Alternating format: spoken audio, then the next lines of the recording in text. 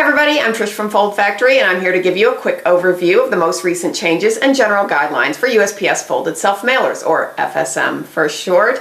These rules have actually been in effect since December of 2011. However, penalties for non-compliance begin January 5th, 2013, which means your grace period is over. So, if you've been blissfully ignoring the regulations for the past year or so, or maybe you just need a refresher course, either way is fine. I don't judge. I'm here to help, so let's get started. Alright everybody, first things first, I want to remind you that these rules apply to automation and machinable rate folded self-mailers only, and not to letter size, booklets, envelopes, or cards. Now machinability is really the key here, not just mailability, and that's because machinable mail enjoys the best postage rates. And here's why. It costs USPS 11 times more to process a mail piece by hand than it does by machine.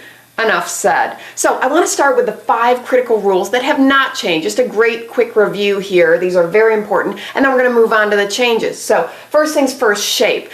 Rectangular with opposing sides parallel to each other, squared corners. If you must have a rounded corner, your maximum corner radius is 0.125 or 1/8 of an inch.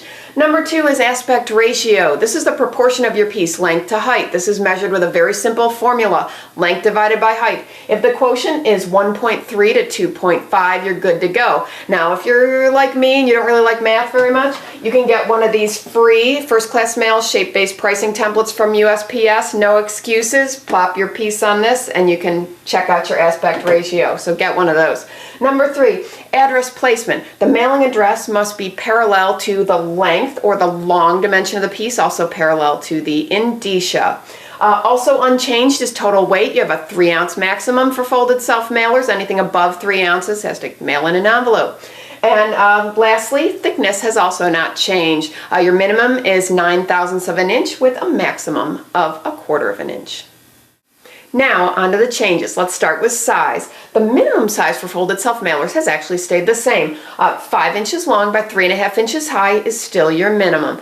The tricky part is the maximum. The new maximum for folded self-mailers is 10.5 long by 6 inches high. Now this is tricky because general letter size mail requirements have not changed, so that 11.5 by 6 1/8 that we used to be able to do for folded self-mailers no longer applies. So, folded self-mailers, automation and machinable, 10.5 by 6 is your max. Moving on to tabs, lots of new stuff here, lots to think about. You know, booklets used to have the more strict requirements and folded self-mailers always had the flexibility, and now folded self-mailers have really caught up. So here we go. Number 1, no more perfed tabs. I think designers all over the nation are sharing a collective tear down the cheek over this one. That nice clean tear of a perfed tab is no more. So that one's going to take an adjustment, I think. Another really big one is 2-tab minimum. So, you know, previously, under certain requirements and weight requirements, you could do a single tab to close a mail piece along the top. You can't do that anymore. So now you have a minimum of 2, sometimes more, depending upon your configuration and the size of your mail piece. So that's a really big deal. Another new one is tab sizing requirements. So for up to 1 ounce, there's a 1-inch tab requirement, and anything over 1 ounce is a 1.5-inch tab requirement. So you have to be really mindful with your tabs now to prevent an expensive mistake. Previously for folded self-mailers, there was never a paper weight minimum. There was always a thickness minimum. So basically you could use whatever sheet you wanted as long as you met the overall thickness requirement. So all of that has changed. The new rule is that for anything up to 1 ounce folded self-mailer, 70-pound book or equivalent, and for anything over 1 ounce, it's 80-pound book or equivalent. So a great idea to work with your printer or paper rep to make sure that you stay compliant. Folding, my favorite subject. Well, there are some changes in folding as well. A couple of big ones. Used to be a little bit of flexibility with regard to fold placement. Now, fold placement is pretty critical for a folded self-mailer because you have to have closed edges for the piece to go smoothly through the processing machine. So, you used to have a little bit of flexibility, especially on the horizontal. You could have a fold above and tab the bottom.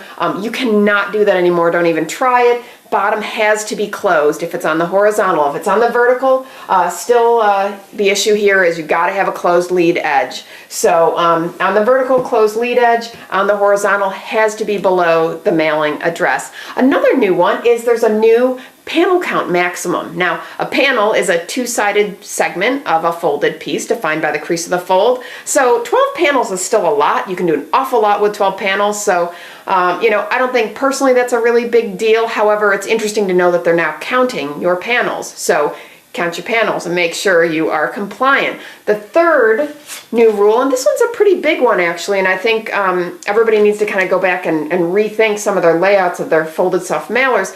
There's a new requirement that the mailing panel cannot be made by the final fold. So here's an example based on a standard trifold format.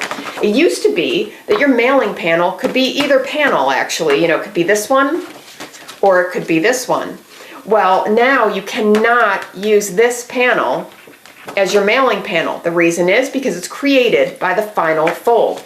Now it has to be this panel because this panel was not created. It's basically your center back panel on a trifold that has to be the mailing panel. So before you reprint that self-mailer, you're going to want to make sure that you go back and check. You may need to adjust your layout based on this new requirement. Lastly, flaps. Flaps are short panels, often used as opening mechanisms, sometimes for visual interest or variation of format, sometimes turned into tear-off coupons, you name it. There's a lot of flexibility there. There were never placement requirements. There were always size requirements for flaps, but now there are placement requirements as well.